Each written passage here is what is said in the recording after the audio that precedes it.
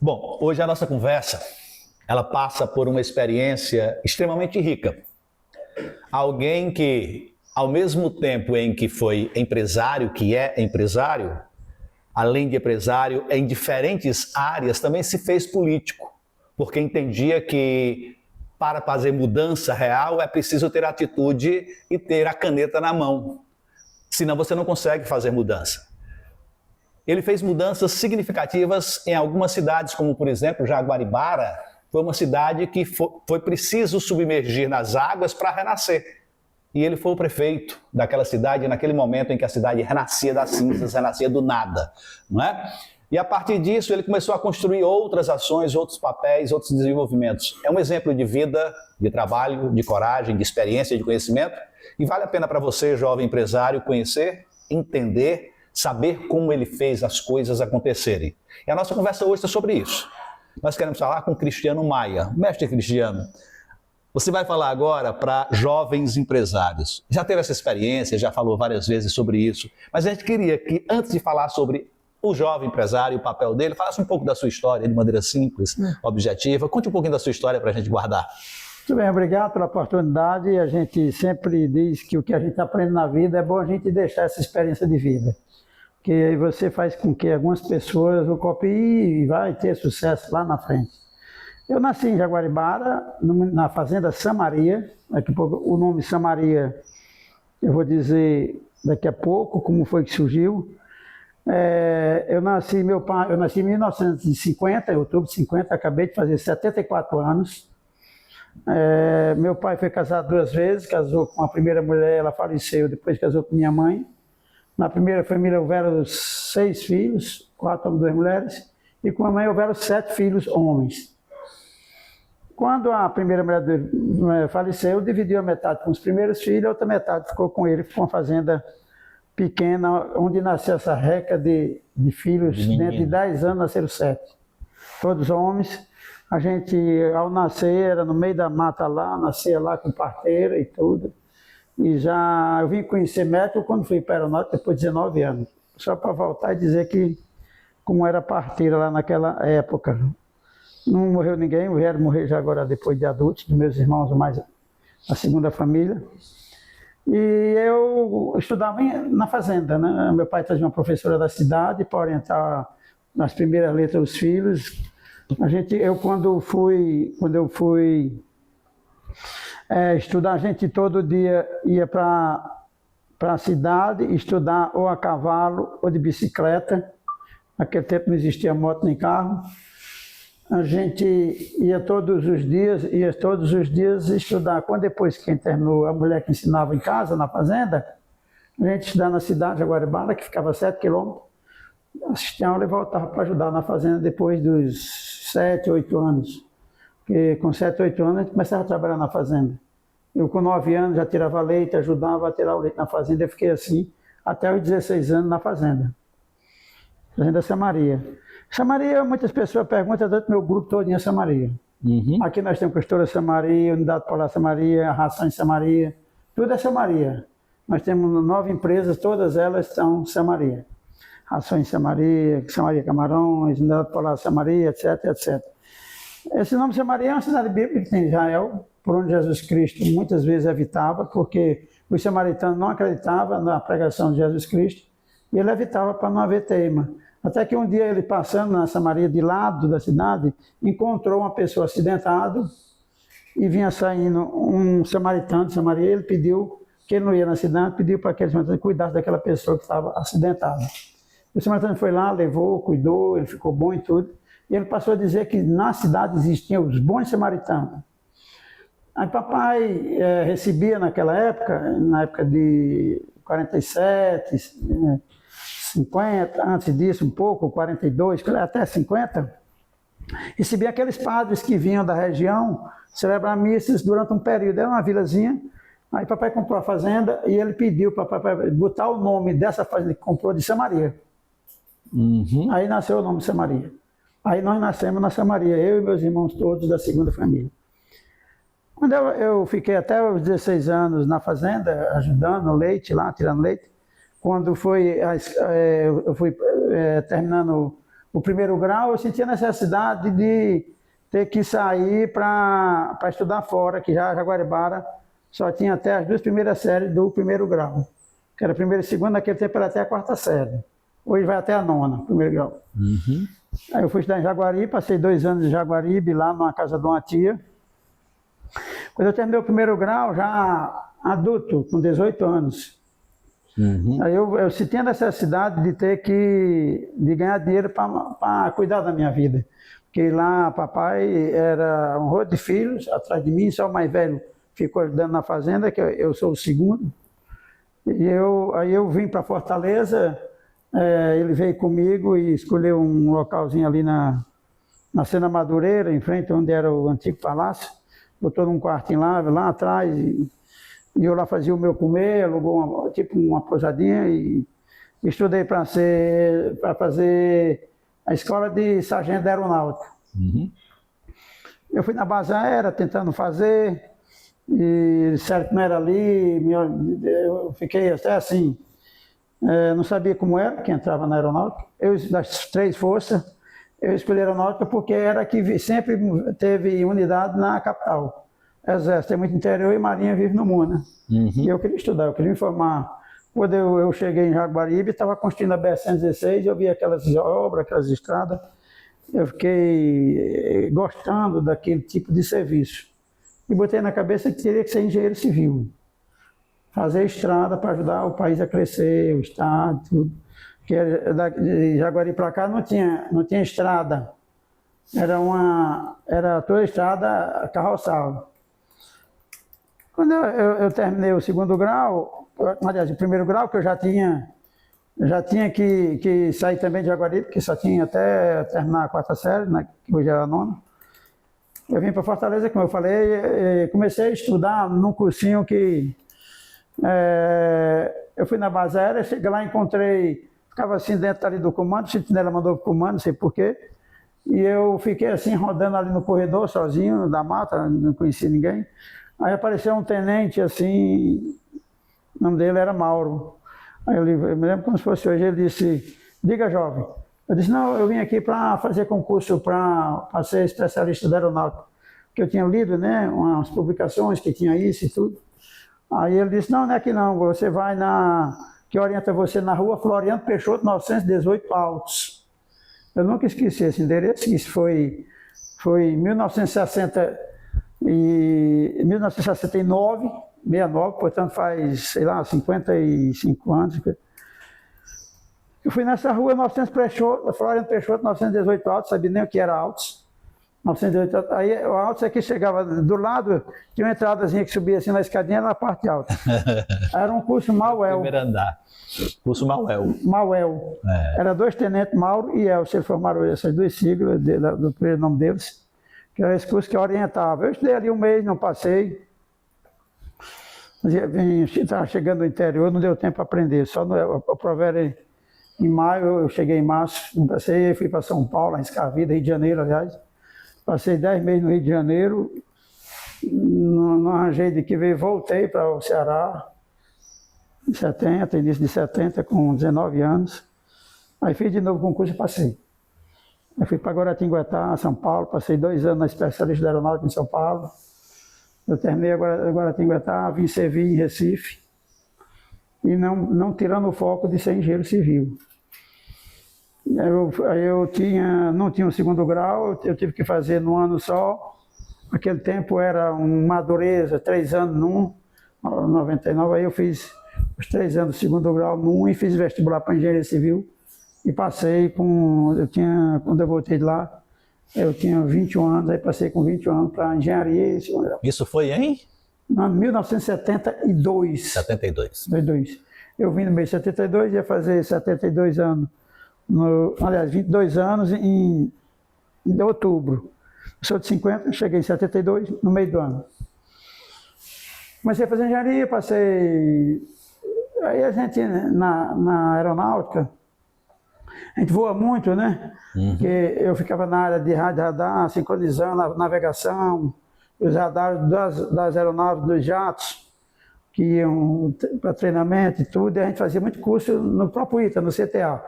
Então, aperfeiçoamento, mudando sempre de sistema de rádio, tudo. Que essa navegação que a gente estuda são os aparelhos, e a gente era responsável, aquele que diz, mostra para o piloto, se tiver temporal, tudo, onde é a pista e em que altura você está. Nível da início da pista e em que altura você está, para você descer no ponto certo quando estiver cruzando as duas raias, você está no ponto de tocar no solo. Então a gente voava, aprendendo, e eu, mesmo assim, me formei em engenharia, era estudando de noite, trabalhando de dia. Quando eu terminei a faculdade de engenharia, em 1979, eu passei 6 anos para terminar, porque alguns anos eu tive que trancar para fazer os cursos lá no ITA, né? CTA, Centro na UFC? Foi na UFC? Não, eu terminei na Católica de Pernambuco. Eu vim em Recife. Ah, bom. Porque só tem... Na mesma época eu fazia engenharia civil também, na UFC. Você, né? Eu fui na Católica de Pernambuco. Aí, terminei, né? Aí eu saí da aeronáutica nessa época. O pessoal ainda pediu para mim não sair, os colegas lá, porque eu já tinha uma filha, eu era casado, eu casei em 75, 24 anos, ia fazer 25, e já tinha uma filha, e a mulher estava grávida de outro menino. A gente tem 3 filhos. Mas eu pedi para você ter uma segurança aqui na aeronáutica, não sei porquê, você sair e tudo. Eu digo, mas militar não ganha dinheiro, eu só ganhei aqui para viver. Eu tenho um sonho, eu me formei em engenharia civil, e eu fui laureado na universidade lá. A universidade ofereceu, naquele ser professor, para tudo. Eu me formei para ganhar dinheiro, não foi para ser professor. Professor, assim como militar, também não ganha dinheiro, ganha para viver. Mas às vezes é um sonho da pessoa ser militar, vai de magistério para quem é professor. Eu respeito todo mundo que tem uma atitude de ser o que ele gosta, claro, do que ele sonha, do que ele pensa. E assim eu tinha essa minha ideia, meu foco de ser engenheiro e trabalhar lá e ser consultor. Quando eu resolvi sair, mesmo com meus colegas se uniram, pediram para mim não sair. Mesmo assim eu disse, não, eu vou ter que sair porque meu sonho não é isso. Saí e fui e vim para cá, para o Ceará, para nosso estado e tudo. Arranjei emprego com a construtora Andes. Estava construindo esses viadutos aqui, eu me formei no final de 79. No viaduto entrada da BR-116 em Fortaleza, onde vinha a vinda do Papa. Acho que em 82 o Papa veio para cá, por aí. E do quilômetro 12 até ali a Guambi. Esse viaduto foi o meu primeiro emprego, era engenheiro novo nesses viadutos. Passei uns 6 meses, 8 meses aqui com eles, com o outro engenheiro mais antigo, era viaduto, comprando toda a ferragem, concretagem, tudo isso, fundações, tudo que existe na construção de ponte.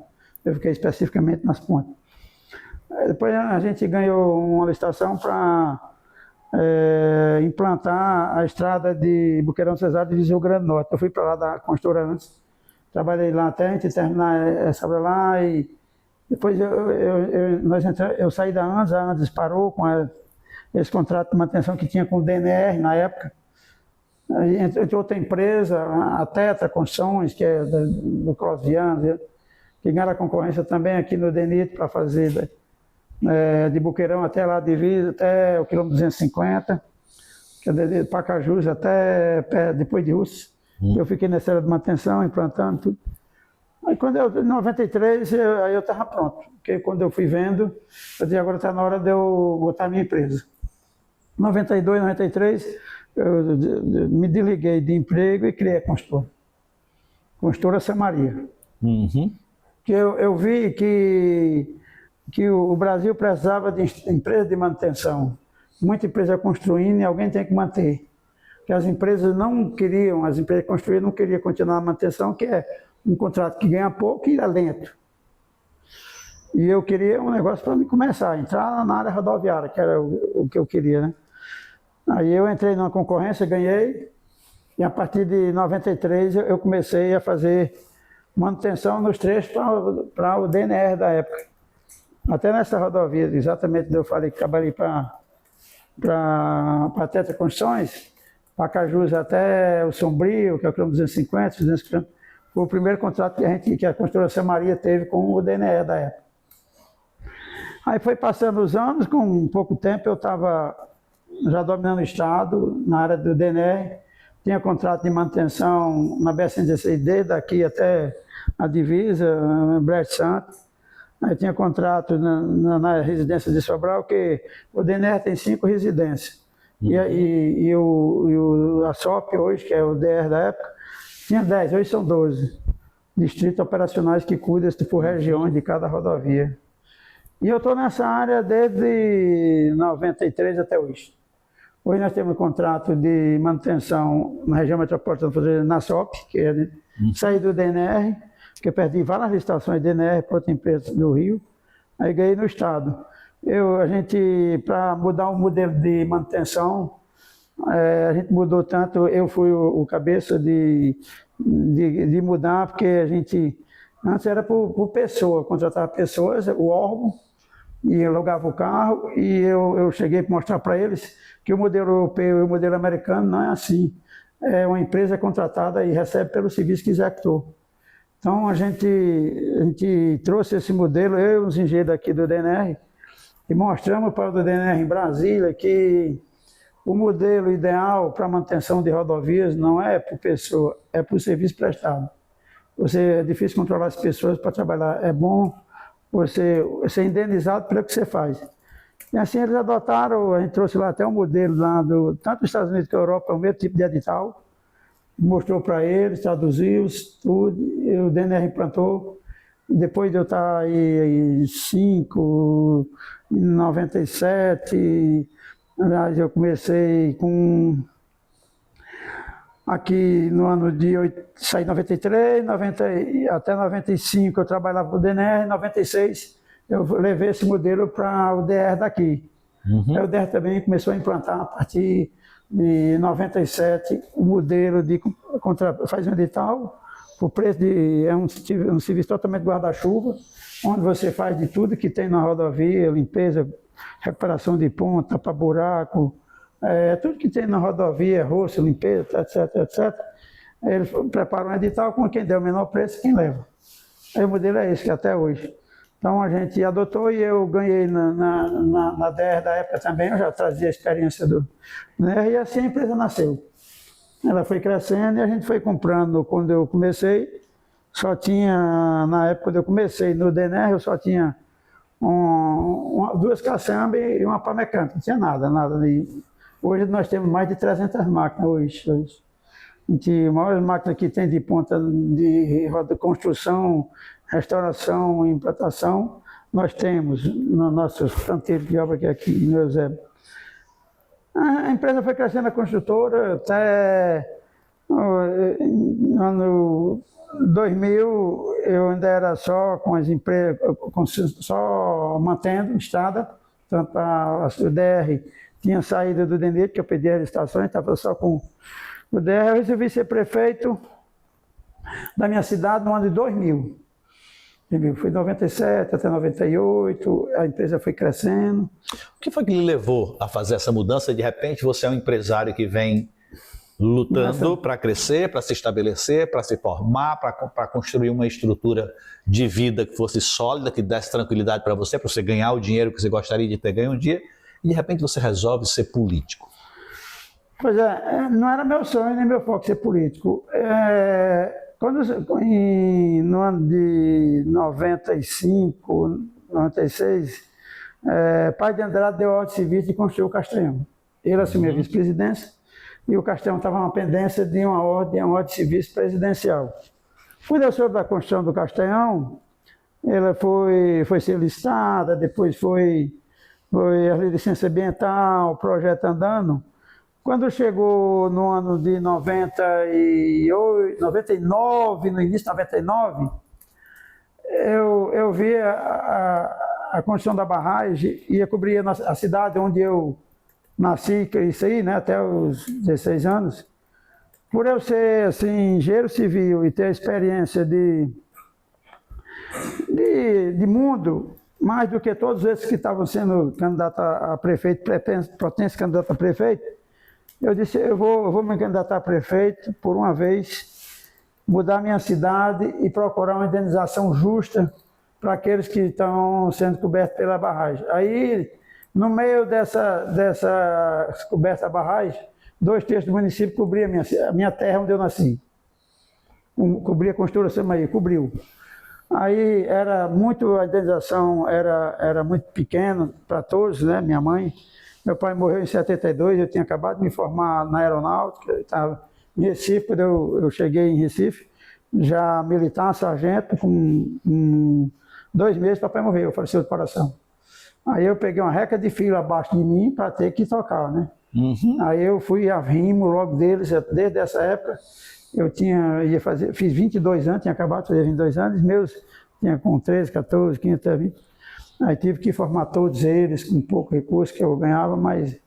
E minha mãe lá, a mamãe era mais nova que meu pai, 20 anos. E a gente foi tocando, graças a Deus, formando todos eles. E eu quando resolvi ser prefeito, faltando a ser prefeito, eu vi a necessidade de gente com experiência, para quem a tabela que o DENOC estava pagando, era muito baixa. Indenização por barragem, casa, terra desmatada, a indenização das fazendas era por hectare de terra nua e a parte de benfeitoria. A indenização é assim, né? Então eu resolvi convencer o DENOC, o governo do estado, que teríamos que criar uma tabela de indenização justa. Aí a iniciativa minha, mesmo naquele tempo, tudo, nós criamos um grupo de trabalho, onde eu presidi, de engenheiros, um engenheiro do estado, de educação do estado, 2 da comunidade e um do DENOC. Era 4 engenheiros que refaziam uma tabela de indenização. Nós fizemos essa tabela, foi aprovado, o que era uma tabela justa. Todo mundo recebeu justamente o que tinha direito para comprar outra terra no outro canto, né? Tinha que se ausentar da região. Então, eu senti que eu podia dar uma contribuição para a terra onde eu nasci, né? Com minha experiência, tudo. Eu tinha acabado de fazer já, né, em 99, eu tinha feito já, ia fazer 40 eu fui ser prefeito com 49 anos. Aí eu comecei a ajudar as famílias, né? Nessa época a construtora estava com os contratos de manutenção e no início do ano 2000, que a eleição foi em 2000, tinha 80 alunos que fizeram um vestibular para fazer faculdade na UVA, que a UVA botava nessa cidade. E eles estavam com dificuldade de pagar e pediram uma reunião lá no ginásio, era 88 alunos para 85. Se eu poderia ajudar, eles estavam todos, os pais lá no colégio, perguntei quantos eram e quanto era que cada um pagava. Aí era uma média, para a UVA cada um pagava 400, e isso manda 2.400 e pouco, aí dava 40 mil reais por mês. E perguntaram quanto era que eu poderia ajudar. Aí eu disse, cada um vai se virar com os pais, o que o senhor pode ajudar? Eu disse, não, eu vou pagar tudo e de todos, até se formar. Ninguém vai ficar sem formar. Aí é aquele grito, né, e tudo. Aí eu fui criando a base. Bom, eu resolvi ser prefeito, né? Quando eu fiz isso, eu já estava decidido ser prefeito. Para ser prefeito, eu tinha pouco serviço prestado lá. Tinha que mostrar, você quando quiser uma coisa, você tem que mostrar serviço, né? Aí o inverno começou, eu comecei a alugar trator para dar terra pronta para o pessoal plantar na zona rural. Eu tinha comprado um trator para a construtora, botei ela fazendo açude, ainda fiz 60 açudes para os pequenos produtores lá. Quando chegou a eleição, eu fui candidato único. Tinha 3 candidatos, os 3 desistiram para mim. Porque eu vinha fazendo um trabalho que ninguém ia se meter pelo trabalho que eu estava fazendo com as famílias de lá. Então eu fui com a missão, eu não fui com carreira política, fui com a missão, ser prefeito, mudar a cidade, atender a zona rural, bem indenizado, procurar fazer uma cidade toda saneada com os vizinhos, com os mesmos vizinhos, e quem tivesse uma casa, receber uma casa parecida com a que tinha lá. A casa maior era de 150 metros, para quem tinha casa de 150 metros, recebia uns 150. E foi um trabalho árduo. No ano 2001, no primeiro ano que eu era prefeito, eu mudei a cidade, né? O governador era o Tasso Gereissati. Recebi a cidade toda saneada, eu conversei com ele ficou lá na minha casa no dia da inauguração da cidade. A gente trouxe todo mundo da cidade velha para a cidade nova em setembro de 2001. Tem algumas curiosidades na mudança. Você mudar uma cidade, você mudar uma casa já é mais uma cidade, né? Cidade de 8 mil habitantes, mesmo assim, era uma casa de 2 mil imóveis, tudo. A gente Você teve uma época que eu passei 2 meses tendo dois hospitais. As pessoas não deixam de ficar doentes, porque você passou 60 dias para mudar. Os primeiros que mudou já tem que ter médico lá, né? Na Cidade Nova, e ainda tem que ter médico na Cidade Velha. Então, assim, a gente ficou fazendo aquela gestão em 60 dias. Eu fechei um semestre a educação, mas a saúde não podia parar. Daí a gente foi desmobilizando e mobilizando do outro lado, trazendo os animais de estimação. Mas só uma curiosidade aqui, o pessoal sempre pergunta, que eu conto a história que um dos que deu trabalho foram os gatos. Quem me deu trabalho não foi nem tantas pessoas, os próprios gatos. Porque o gato se apega ao lugar, não se apega à pessoa. O cachorro se apega à pessoa. E quando foram mudando, quando o pessoal, que era o ônibus com as pessoas, o carro de mudança e o caminhão levando os animais de estimação, tudo cada um com sua gaiola própria, né? Cachorro, jumento, gato. Os gatos voltaram todos, não ficaram nenhum lá. Voltaram tudo para a Cidade Velha.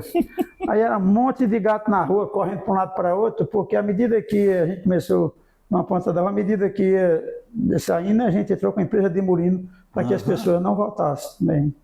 Porque muita gente não queria mudar. É um poder de convencimento que eu fui mais também por isso.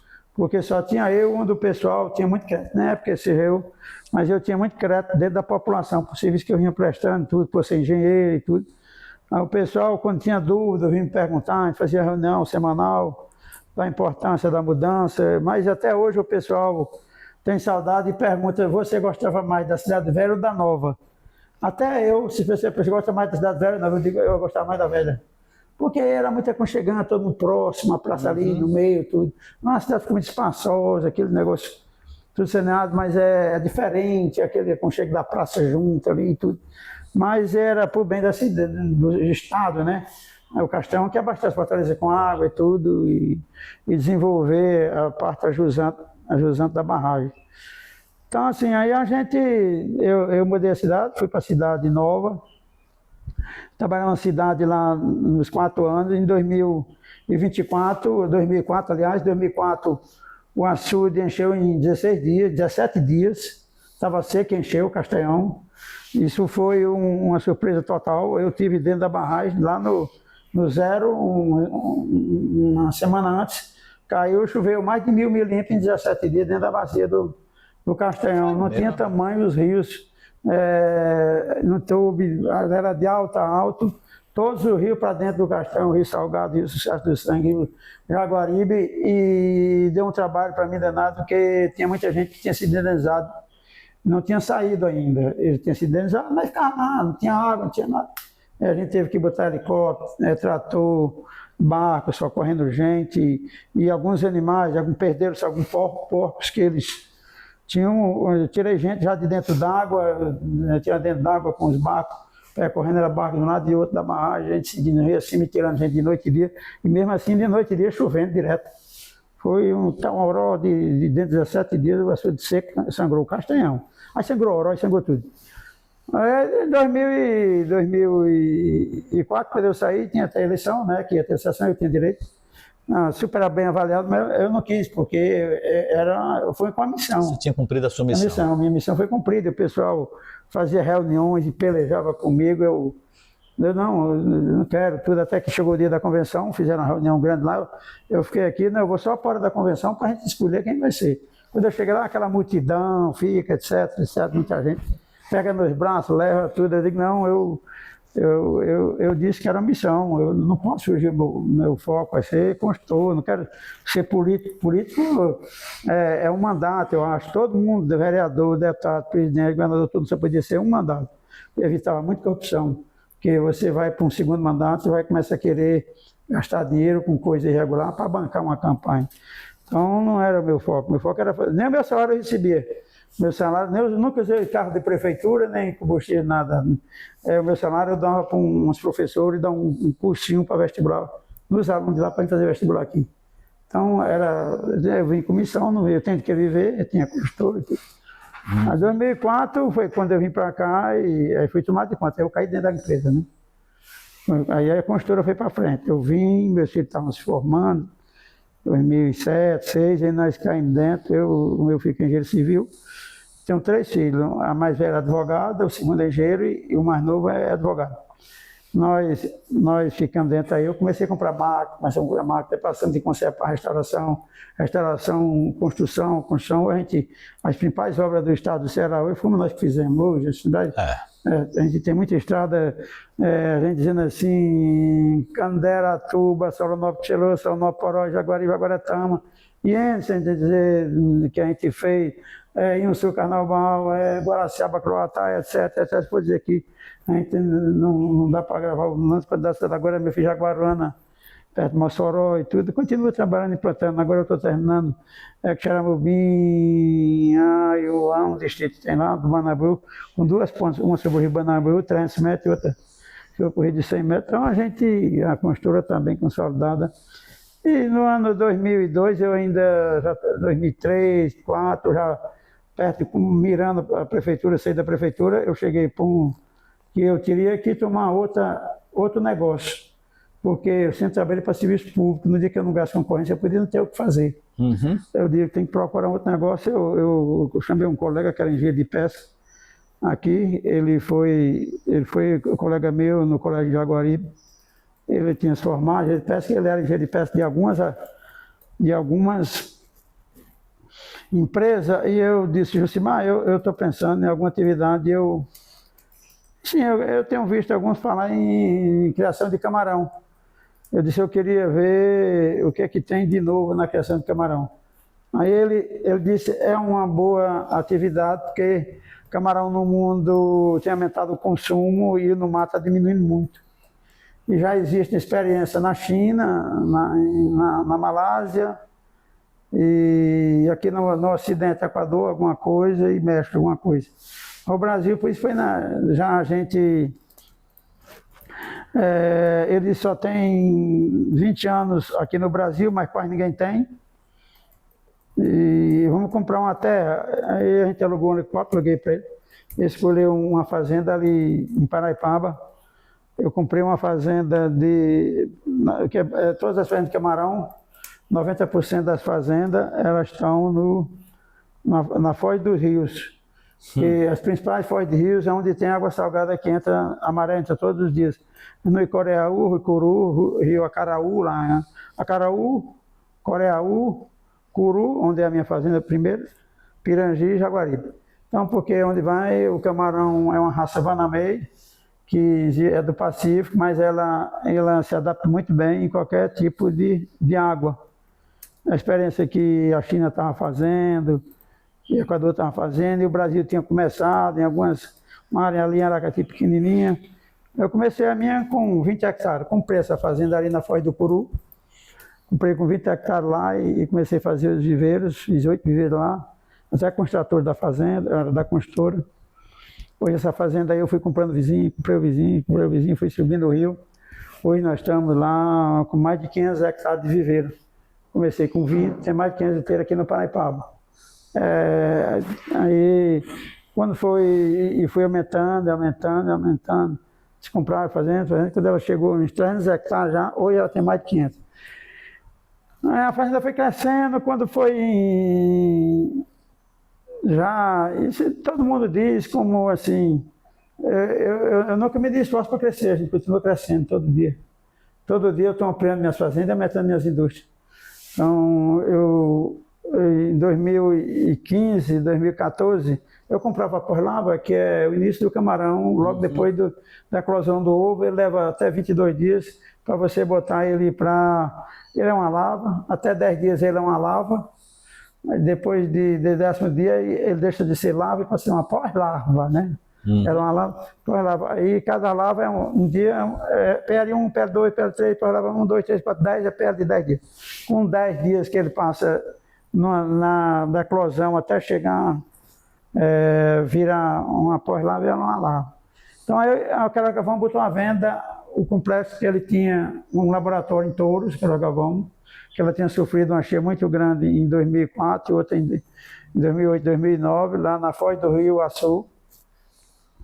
E eu encontrei com eles lá em Brasília, o diretor da área aqui, se ele não vendia o laboratório que eu comprava por lava dele, a melhor palavra que eu achava que dava melhor aqui na minha fazenda. Eles disseram, não, a gente só vende o complexo todo, e lá estava avaliado no ano 2014, 15, 200 milhões. E eu disse, rapaz, eu tenho que cair dentro da construtora para botar dinheiro. Deus aqui. Aí ele vinha outro, botava dinheiro, não comprava, tudo. Aí quando eu me armei de dinheiro, aí eu fui fazer, eu disse para ele, liguei para eles que queria comprar Queiroz Galvão. Queiroz Galvão alimento, né? Queiroz Galvão é o mundo. Queiroz Galvão alimento da área de Camarão, aqui do Rio Grande do Norte. E tinha pedindo autorização para me visitar os 3 unidades, só vendia tudo. O laboratório em todos, a fazenda pega 3 municípios, que é Pendência, Porto do Mangue e Macau, e visitar a indústria de processamento. Eu peguei um laboratório aqui, foi eu, o Moacir, meu filho, né? Aí nós visitamos tudo. Eu vim para cá, no outro dia eles marcaram, não, eu queria encontrar com vocês em Natal. Eles vieram de avião de lá, eu fui daqui.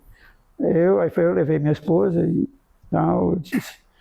Aí eu sabia que eles tinham um preço de venda que era um valor lá, em torno de 100 milhões que eles pensavam, tudo.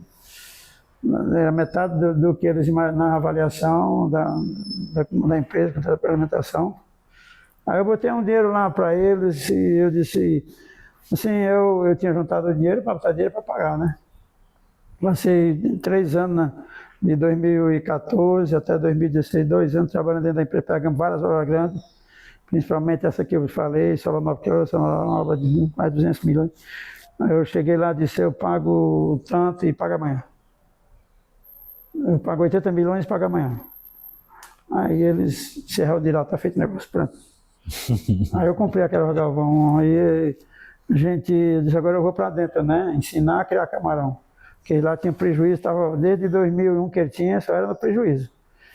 E eu comprei, o melhor que veio na compra não foi o corpo humano, os humanos, os gerentes de lá. Mas os que ficaram são pessoas excepcionais.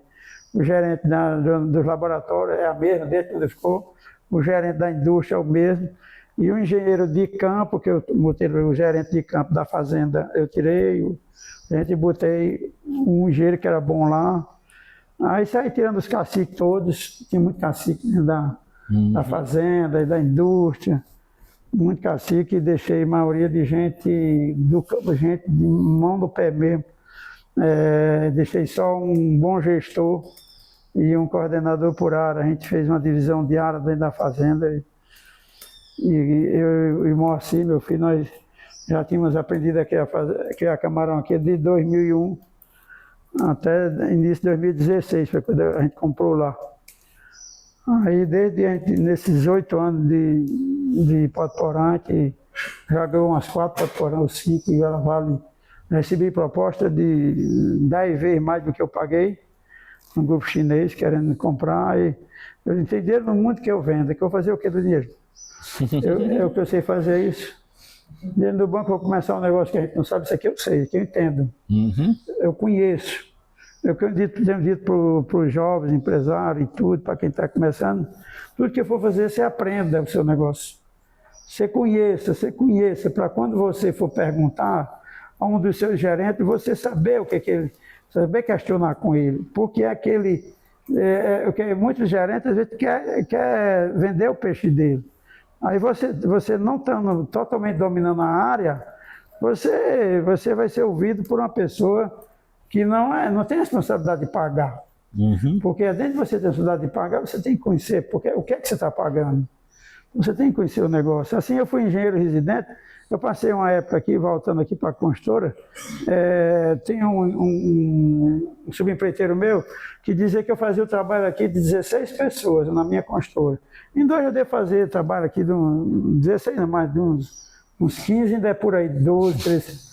Porque normalmente eu sou o presidente, né? Sou o diretor técnico, sou o diretor administrativo, sou quem ordena todos os pagamentos. De primeiro eu ia para o banco pagar, né, no início. Ia lá para o banco, não era em banco, hoje é no tic-tic, tudo aí, né, no topo. Mas eu ia lá entregar tudo ao gerente lá, no outro dia eu pegava de volta os pagamentos de um dia para o outro. Eu que levava, ia passar lá e deixar no banco. Isso era assim, não tinha motorista, hoje eu tenho motorista, a empresa cresceu, tudo. Meus filhos têm motorista, mas eu até, sei lá, 50 e tantos anos, 60 até essa obra de Salonópolis, que foi 2008, 2009, e ali eu ainda era o que dirigia. Então, assim, é muito importante na vida, assim, você, primeiro, dedicação exclusiva, dedicação noite e dia. Assim. Eu durmo com o telefone do meu lado, ligado aqui do meu lado, o telefone celular, não desligo hora nenhuma, desde a noite nem do dia. E a orientação que eu dou para os meus gerentes, e que mantenham os telefones ligados, porque se eu tiver uma emergência para ligar, ele tem que estar pronto para me atender. É assim, é a vida de quem é gerente, é a vida de quem está administrando. É que eu digo para eles. E todo dia, só assim, antecipando alguma coisa, todos os dias eu chego aqui e olho todos os nossos pagamentos que tem e eu fiscalizo todo dia, pego a nota fiscal, quem recebeu, lá de Pernambuco, do Rio Grande do Norte, eu tenho indústria em Pernambuco, tem indústria no Rio Grande do Norte, de processamento, tem indústria em Maracanaú, de ração, as duas de ração, a daqui é de Pernambuco, e todo dia olho os pagamentos de todo canto, e quando eu tenho alguma dúvida, eu peço a nota, quem pediu, onde é usado, para que foi, quanto foi, quem pesquisou o preço, quem foi tudo, eu faço uma pergunta quando eu tenho uma dúvida, todo dia de manhã, das 8h30 até 11 horas, até eu liberar os pagamentos. Ele fala assim, eu acho que isso aí, tudo que a pessoa deles pediram e perguntaram, que é uma das coisas, quando eu entrei, que eu não conhecia muito. No Camarão eu conhecia bem, na engenharia ninguém se fala, que eu passei 12 anos sendo engenheiro de outras empresas, conhecia bem também, muito bem.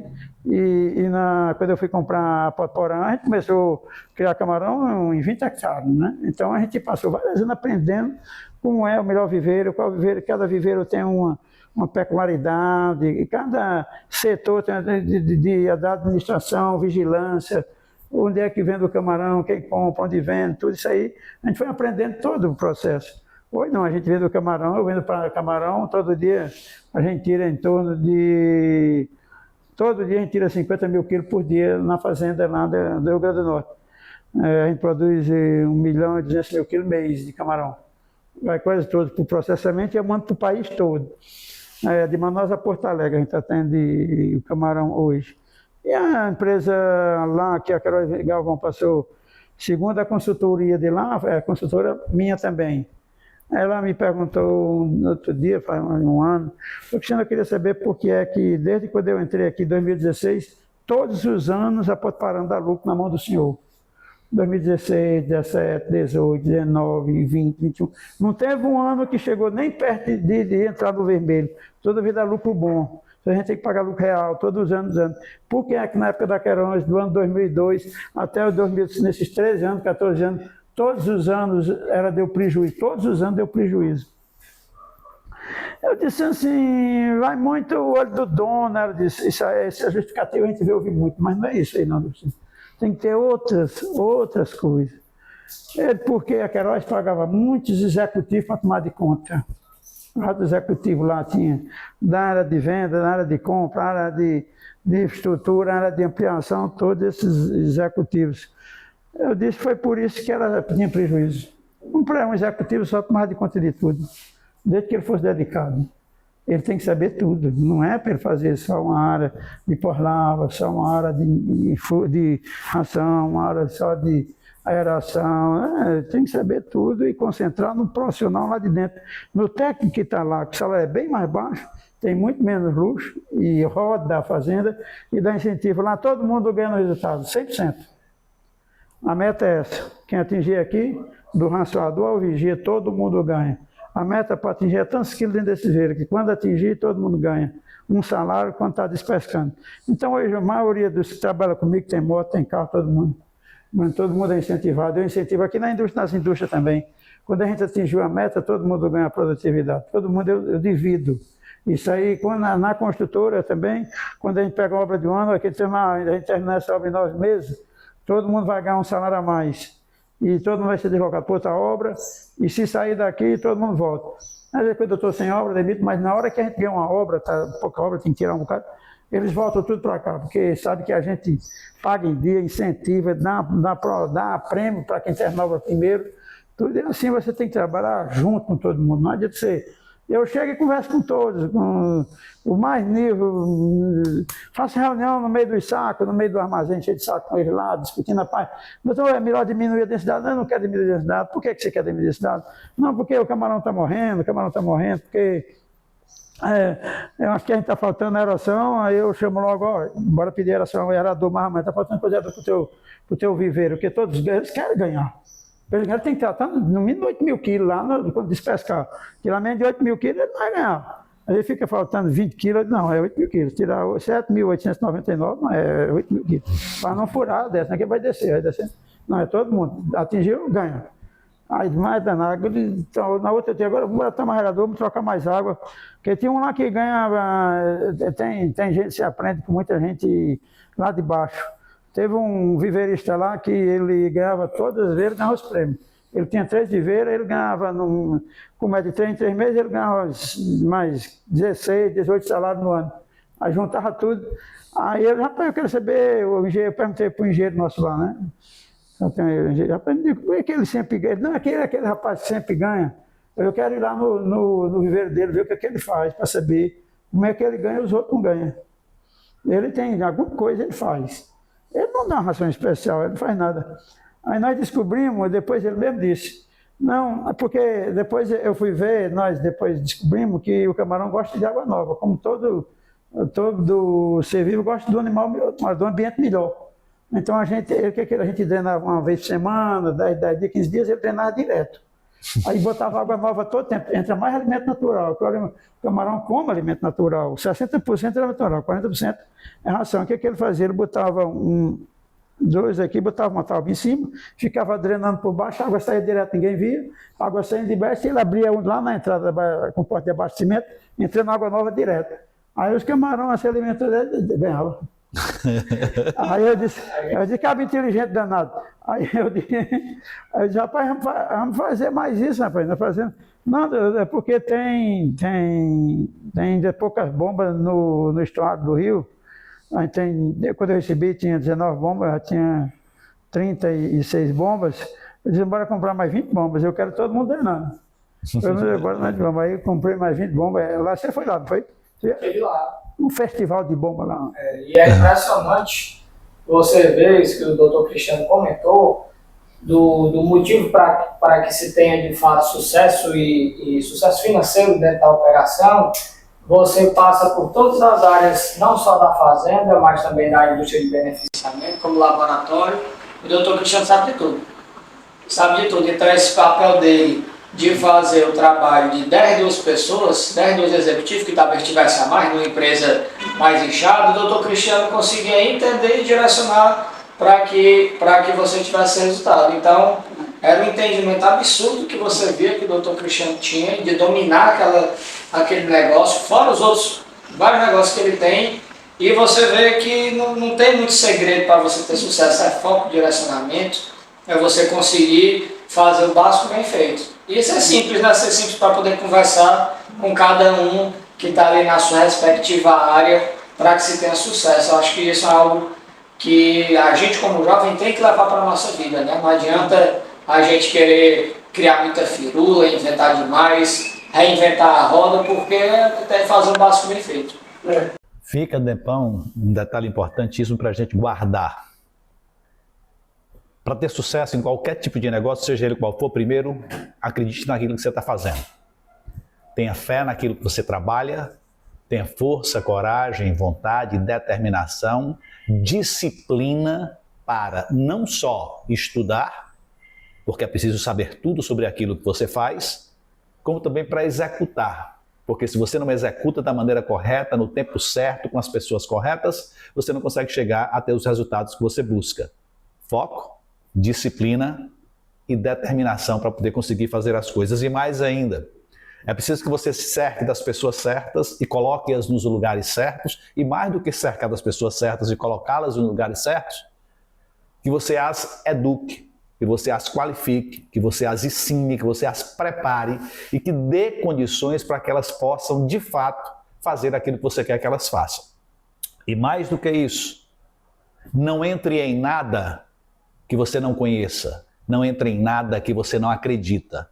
Só entre naquilo que você tem convicção de que vale a pena entrar.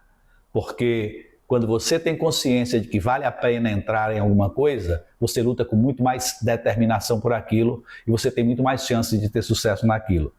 E mais ainda, dedicação exclusiva a cada negócio que você estiver fazendo.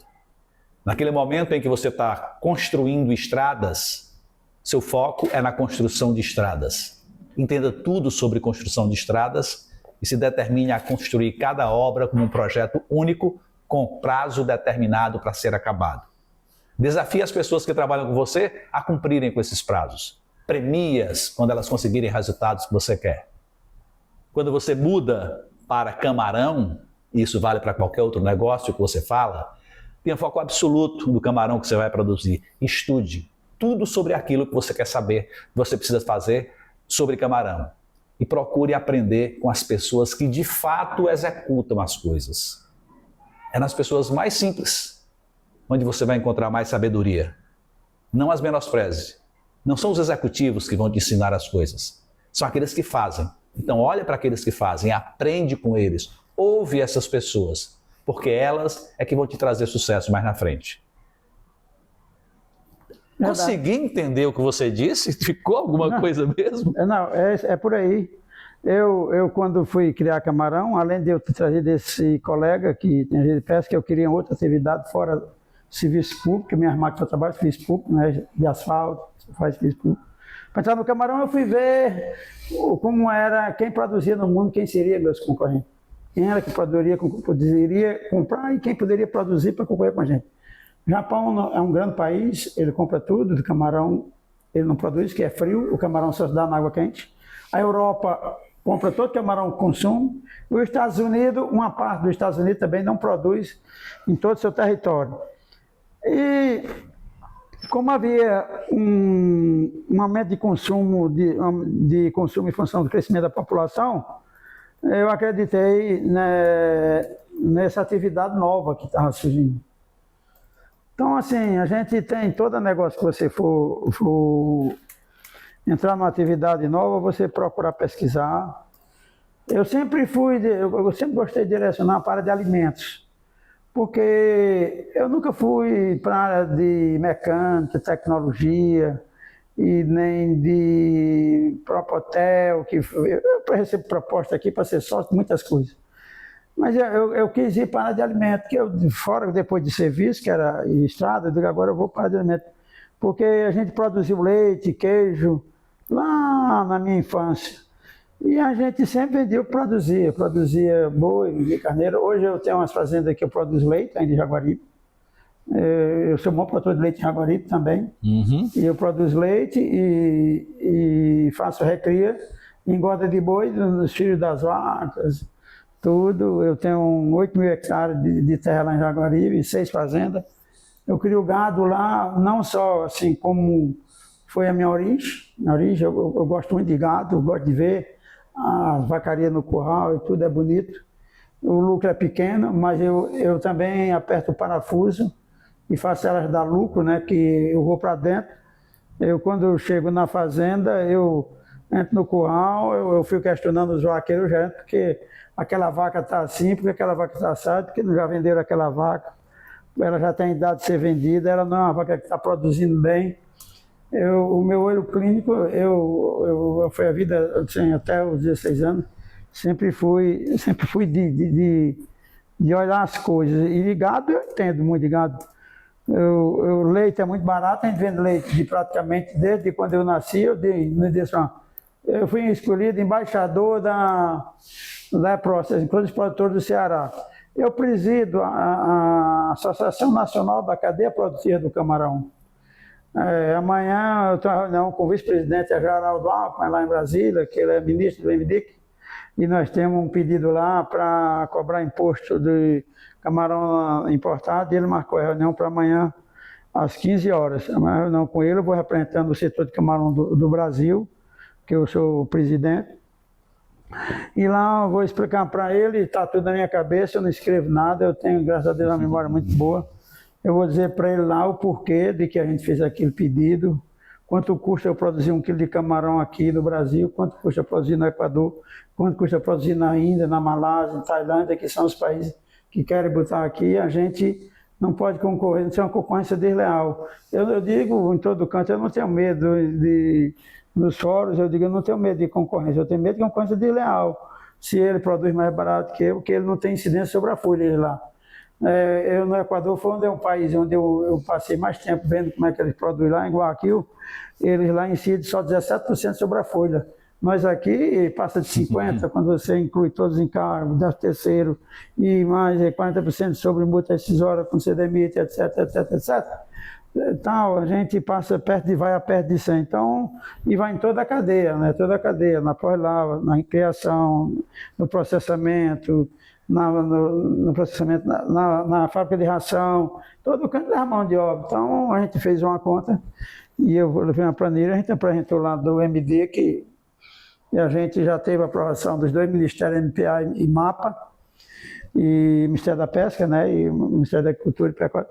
E a gente vai se reunir com ele porque é o Ministério que decide sobre a cobrança de uma taxação sobre produto importado. Eu vou pedir o apoio a ele amanhã, lá marcado às 15 horas.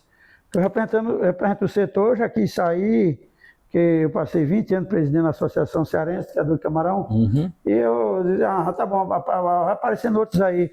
Não adianta, tem que ser você que sei lá, conhece a manejar lá, conversar lá com o pessoal. E eu vi a minha importância, que a gente cresceu muito. Eu comprei outra fazenda aqui de camarão aqui em Beberibe, ela vai para mais de 700 hectares, daqui também eu comprei 400. Estou ampliando, toda hora máquina lá dentro, direto, tem um bocado de máquina lá dentro. A Potiporã, quando eu comprei no Rio Grande do Norte, era 960 hectares de viveiro, hoje ela é 1.511 de viveiro, né? Uma fazenda de 3 mil hectares, uma fazenda muito grande, a fazenda mais espelha do Brasil todo, é a maior do Brasil, disparada ela. Então, assim, a gente é dentro 24 horas nesses negócios. É foco, como eu disse, determinação, e você juntando todos os funcionários para perto de você. Não tem uma... E me permita uma pergunta, isso que você falou é muito relevante, desse seu envolvimento em defender os interesses do seu setor.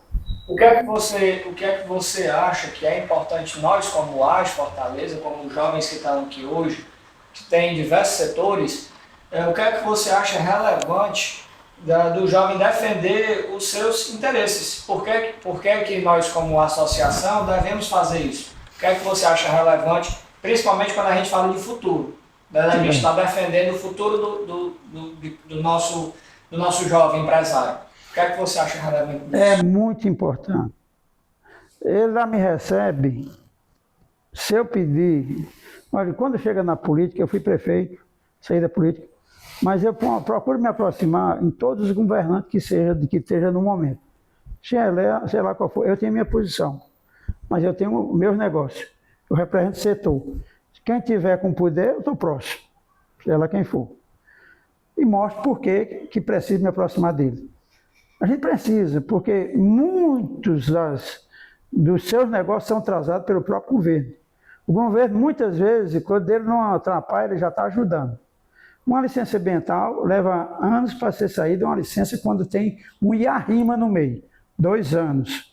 Uma COGÉ que limita o uso de água. Se você não tiver uma aproximação com o governo, ele sai travando o crescimento.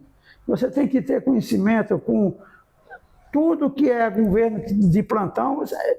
Você vê, eu marquei antes da eleição, eu disse, espera para depois da eleição. Eu uso o intermediário da política, que a maioria dos políticos me respeitam, graças a Deus, aqui no Estado. Sei lá, o governador que for, eu sempre trabalho para o Estado.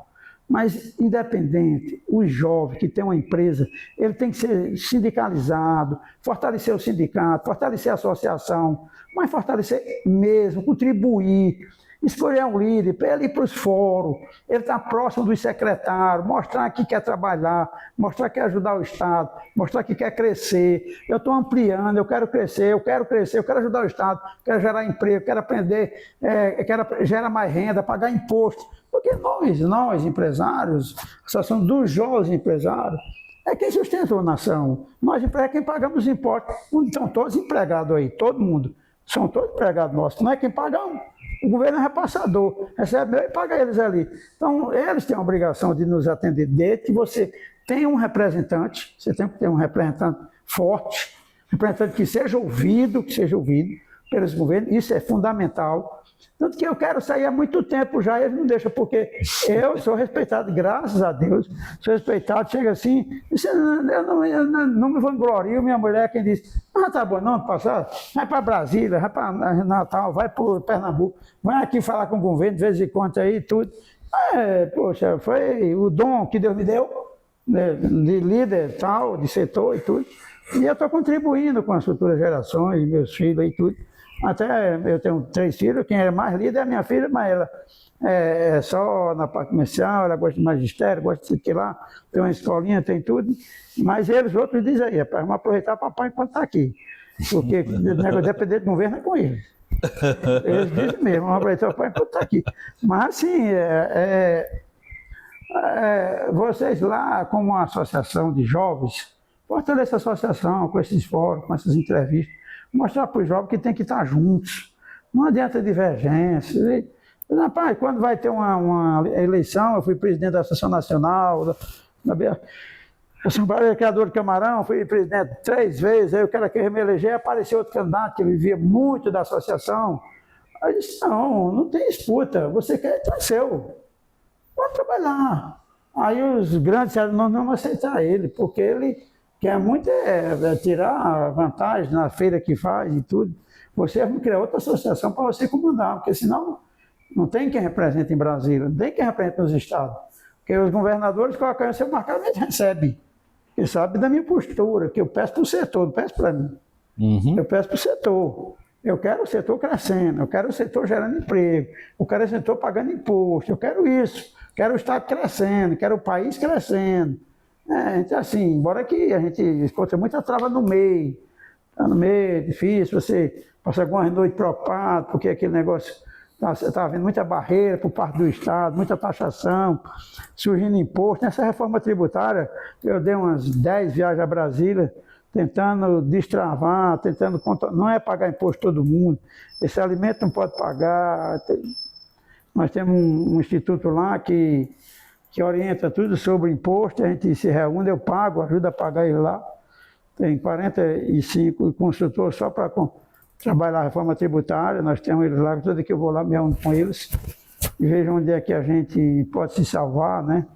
Porque nesse país você tem empresas que não tiver cuidado, você paga mais imposto do que deve, porque esse é o grande problema. Todo mês eu recebo uma consultoria aqui, dentro da minha empresa aqui, todo mês, no dia 18, 19, para a gente calcular os impostos, o PIS e o COFINS por dentro, do social sobre o lucro líquido, para a gente calcular os impostos de todos os negócios, né?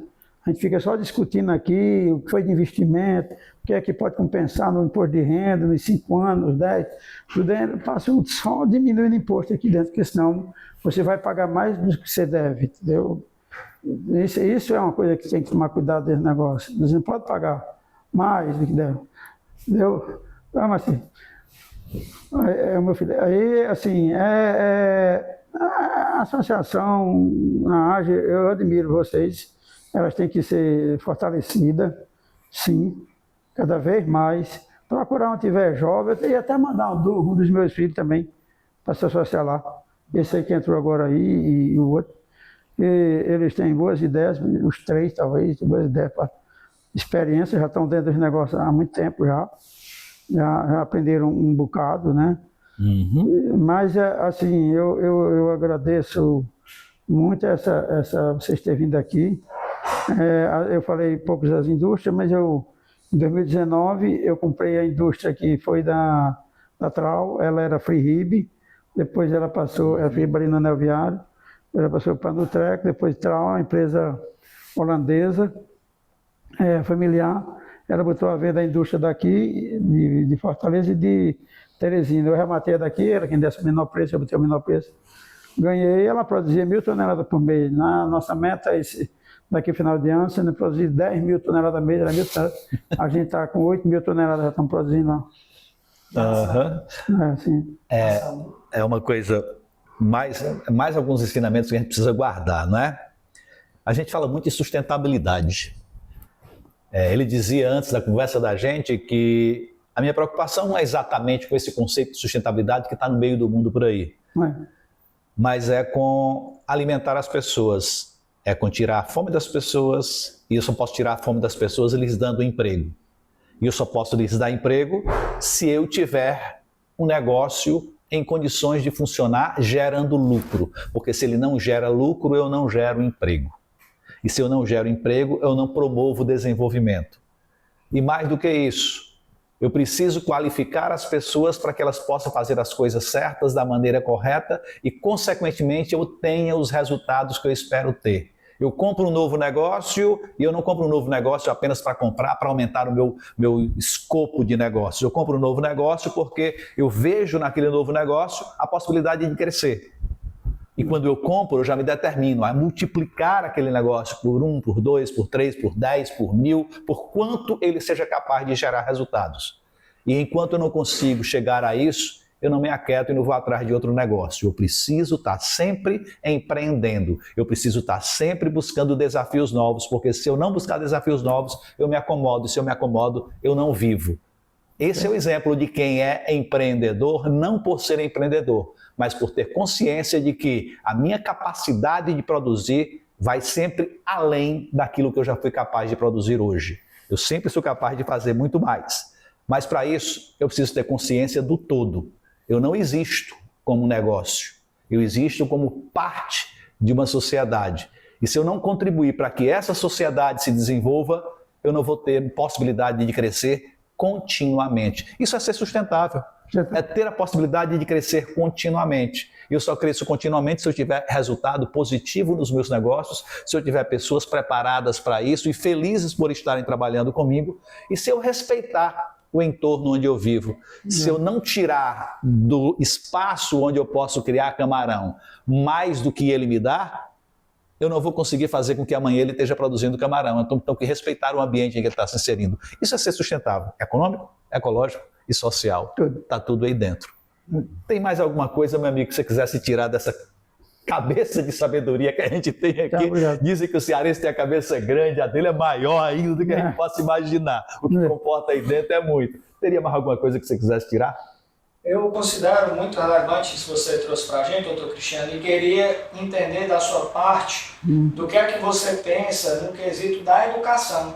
O que é que você acha de relevante da educação desde a base para a gente conseguir formar boas pessoas? O que é que você imagina que nós, como jovens, temos a contribuir com a educação, não só para desenvolver desde as pequenas crianças a desenvolvimentos pensantes ali no ensino médio e nas faculdades? O que é que você imagina que pode ser melhorado não só na educação, como você já falou, que para todo mundo também estudar precisa primeiro tirar a fome. Mas a educação é algo que preocupa muita gente. Queria a sua opinião sobre isso, sobre o que é que você acha de relevante que nós possamos transformar na educação para o desenvolvimento dessa sociedade.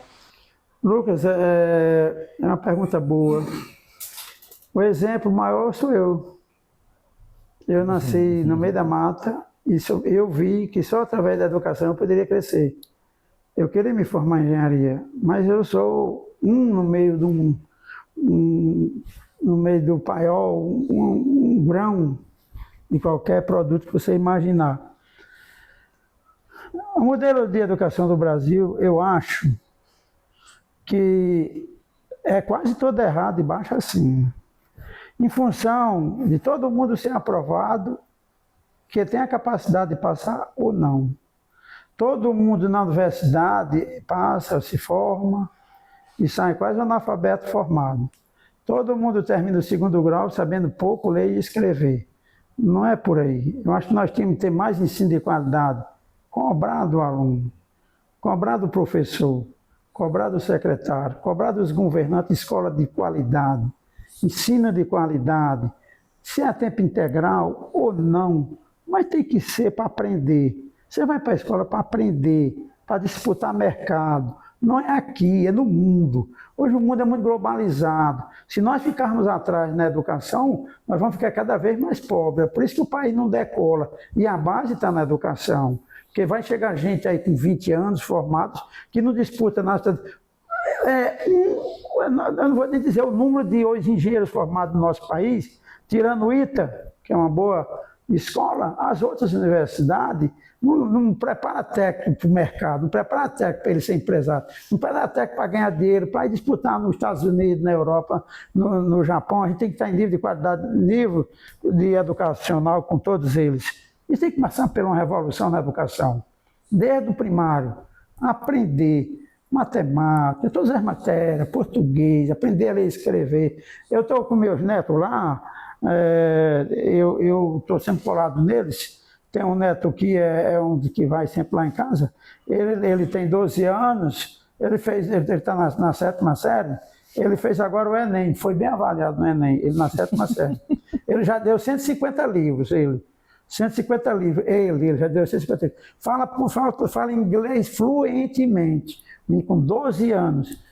Mas é cobrado e dedicado, estudado e não participa de tudo, mas cobrando. Eu cobro da mãe dele e a gente está cobrando. Você tem que tirar a gente assim. E eu quero que os outros, eles sejam o espelho, o puxador, de que por ali é quando você vai para frente. A família tem uma responsabilidade muito grande. Os pais têm que ser muito ouvidos nas escolas. Um pai de exemplo tem que ser o pai que tiver um bom exemplo de filho bom, e lá de exemplo o que está acontecendo com o filho dele, que ele tem para o seu filho. Para que os outros pais façam o mesmo com aquele filho que esteja na escola. A educação precisa passar pela revolução total. Desde reunião com os pais, não é para discutir o que um aluno faz ou não, é para dar exemplo de filho bom. Por que é que ele está bom? O que é que o pai contribuiu para ele ser bom? Para trazer para os professores essa experiência. Eu acho que a gente sente muito isso. Lá em casa, eu fui o primeiro e puxei os meus irmãos, porque quando o papai morreu, eu fiquei sendo arrimo de todos eles. Eu tinha que trazê-los, tinha que botar no cursinho bom e cobrar, e tem que se formar, não é por aí, não é andando, não é passeando, não é comprando, não é indo para a festa, tem que estudar, passar, se formar e ganhar dinheiro, todos se formaram para ganhar dinheiro. Então, eu fui um exemplo de pai, assim que eu fiz com meus irmãos. Eu acho que, Lucas, você puxou um assunto que deve ser mais debatido, viu? O que é que nós devemos fazer com a educação nesse país? Eu sinto muito, é um país populoso, nós vamos crescer até 2030, 2040, vai parar de crescer, vai chegar uma nova geração, muito mais gente, às vezes daqui lá na frente morrendo, a geração de ferro vai chegando a geração cristal, né, como dizem, geração cristal, que o pessoal vai chegar sem aquela garra que o pessoal mais velho foram obrigados a ter, porque não tinha opção de celular, de fardo, disso, daquilo, outro, de desvio de droga, né? Nós temos que acabar com droga nesse país, é uma falta muito grande. Você vê muitos jovens quando na periferia se juntando aos traficantes. Eu lamento pra caramba. Quando eu fui prefeito na minha cidade não existia, eu não deixei entrar ninguém lá, porque eu botava a policial totalmente pastorando. Mas isso aí, assim, acho que eu queria agradecer, Dourado, viu? Sua presença é boa, sua experiência e tudo. Lucas, obrigado, você também, tudo. Dizer que nós estamos aí, viu? Se precisar completar depois alguma coisa, tirar alguma dúvida e tudo. Perfeito.